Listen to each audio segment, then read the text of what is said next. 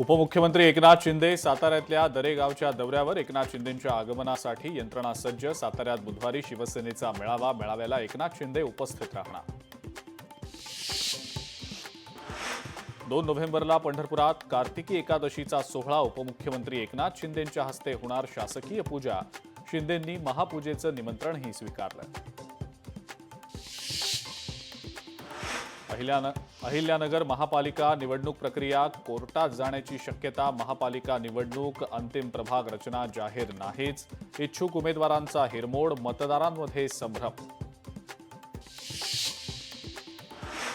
छत्रपती संभाजीनगरमध्ये आंबेडकरवादी संघटना आक्रमक. आरएसएस नोंदणी अभियानात आंबेडकरवादी संघटना आक्रमक. आंबेडकरी संघटनांनी पोलिसांमध्ये केली तक्रार. आझाद मैदानात महाबोधी महाविहार मुक्ती आंदोलन. लवकरच पंतप्रधान मोदींची भेट घेणार. खासदार वर्षा गायकवाड यांचं आश्वासन. महादेव इम्पॅक्ट्स कंपनीकडूनच एमआयडीसीच्या नियमांचं उल्लंघन. भूखंडाचं विभाजन करून उद्योजकांना विक्री करणं गैर. कंपनीवर कारवाई करत भूखंड वाटप रद्द करा. विधानसभा उपाध्यक्ष अण्णा बनसोडेंचे प्रशासनाला निर्देश. यवतमाळमध्ये राळेगाव तहसील कार्यालयावर काँग्रेसचा जनआक्रोश मोर्चा. शेतकऱ्यांच्या विविध मागण्यांसाठी मोर्चात मोठ्या संख्येनं शेतकरी सहभागी.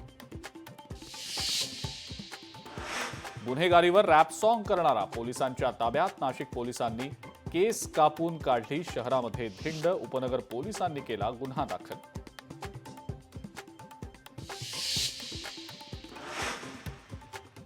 नेपाळनंतर आता आफ्रिकेतल्या मादागास्करमध्ये जेन झीचं आंदोलन. वीज पाणी आणि महागाईवरनं जेन झींची निदर्शनं. राष्ट्रपती अँड्री राजोलिएना यांनी देश सोडला.